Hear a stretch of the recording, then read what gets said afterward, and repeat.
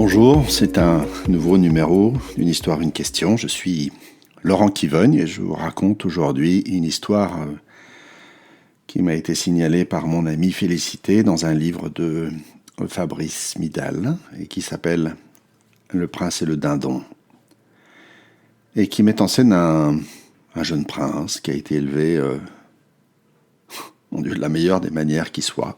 Évidemment, il ne manquait de rien. La meilleure éducation, le meilleur environnement, tout ce qu'on peut rêver pour un enfant. Et voilà qu'un jour, aux grandes dames du roi et de la reine, qui sont ses parents, il se met à se prendre pour un dindon. Et il décide de vivre nu sous la table, voilà, la table de la salle à manger, j'imagine, et à picorer les miettes laissées par les convives. Les parents sont évidemment effondrés. Ils font venir les meilleurs médecins. Rien n'y fait. Et puis, arrive un sage qui se propose de remédier à la situation. Il ne demande rien en échange, simplement qu'on le laisse faire sans lui faire entrave. Les parents qui sont au comble du désespoir acceptent. Et voilà que le sage à son tour se met nu et rejoint le prince sous la table et se met lui aussi à picorer des miettes de pain. Le prince s'étonne de cette présence. Qui es-tu ? Eh bien, je suis comme toi, je suis un dindon. Le prince consent à cohabiter avec cet autre de cette même espèce. Et ils finissent par sympathiser. Et après quelques temps passés, le sage demande discrètement qu'on leur passe 2 chemises. La chose est faite et il enfile lui-même une des 2 chemises. « Que fais-tu » lui dit le prince.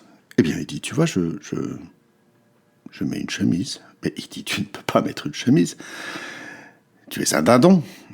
Il dit, ah bon, mais en quoi le fait d'être un dindon m'empêcherait-il de mettre une chemise ? Évidemment, le prince ne sait pas quoi répondre et finit par mettre lui aussi la chemise. Et puis, par la suite, le sage demande 2 pantalons et la même scène se répète. Qu'est-ce qui t'empêcherait d'être un dindon ? Tu es un dindon, la chose est entendue. En quoi mettre un pantalon change ta nature profonde ? Tu n'auras plus froid. C'est vrai, lui dit le prince. Et il mit le pantalon. Et puis de fil en aiguille, le sage finit par inviter le prince à manger à table, comme des êtres humains finalement, mais tout en restant profondément dindon. Et c'est ainsi qu'au fil du temps, le prince finit par reprendre une existence normale, tout en, pensait-on, mais qu'en sait-on, se prenant pour un dindon au fond de lui-même. Voilà, c'est la fin de cette histoire. Si vous avez envie de réfléchir à ce qu'elle évoque pour vous, mettez sur pause. Et honnêtement, il y a beaucoup de choses à en dire. C'est une histoire merveilleuse parce qu'il y a vraiment une foule de choses. Et vous êtes sûr que vous avez mis sur pause, hein ? On est d'accord. Je peux en lister quelques-unes. D'abord, il y a ce par quoi ça commence, cette merveilleuse éducation, et patatras, qui ressemble à un caprice d'enfant finalement. Quand on a tout, on ne sait plus quoi inventer pour se distinguer. C'est ça que pourrait dire l'histoire. Moi, je trouve que c'est un peu superficiel, et pourtant, moi aussi, je me sens avoir tout, d'être dénué de rien. Et c'est vrai que je ne me sens pas toujours aussi heureux que finalement les conditions dans lesquelles je vis pourraient le laisser supposer. Beaucoup de gens qui viennent me voir me disent « mais je comprends pas, j'ai tout ce qu'il me faut, je n'ai aucune raison d'être malheureux ». Prenez-vous pour un dindon, pourrais-je dire désormais. La deuxième, ce qui me touche, c'est comment le sage rejoint ce jeune homme Et c'est vraiment le cœur des métiers de l'accompagnement. Ne pas tirer le jeune hors de la table, mais le rejoindre là où il est.